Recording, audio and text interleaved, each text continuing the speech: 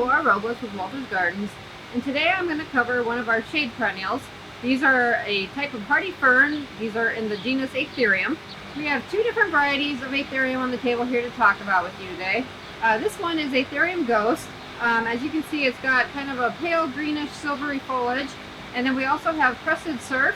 Crested Surf is a variety that's in the Proven Winners Perennial Program.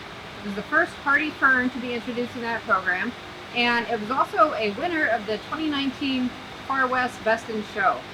So a really nice fern. It has a similar coloration to regular Japanese painted fern. You can see the kind of silvery green and then the purple center. The color on this is very, very striking though. In my opinion, it's even more vivid or striking than the pictum is. And then the thing that really sets this variety off as being unique is the double crested tip to each frond, hence the name Crested Surf.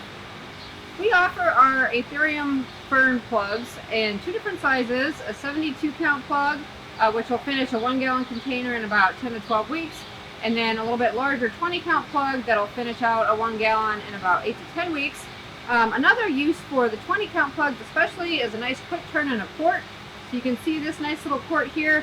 This was started from one of our 20 count plugs about 5 weeks ago. So you can get a nice quick turn, beautiful little fern in a quart. But the other method of production for a fern is to pot them up in the summer and then carry them through the winter for a really nice full bulked up perennial to sell the following spring. If you use that method for growing though, you do want to try to plant your plugs earlier in the summer than you may with some of your other perennials.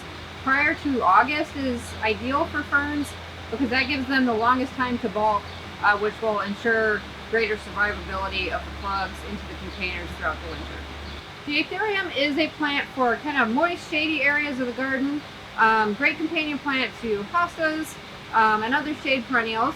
And in the greenhouse, you do want to keep that in mind and grow them under about at least 30 to 50% shade during the sunnier months of the year to give them some protection from sun scorch. In terms of fertilization, ferns do prefer lower nutrient levels, so you do want to be feeding right around 75 to 100 parts per million.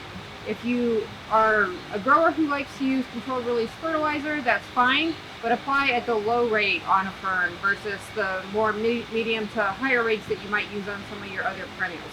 In terms of pests and diseases, really not a ton that is very problematic. You can get aphids or a few other pests and diseases that you should still be scouting for, but really it's not a perennial that tends to get a lot of issues. Thank you for watching, and for more information, like us on Facebook.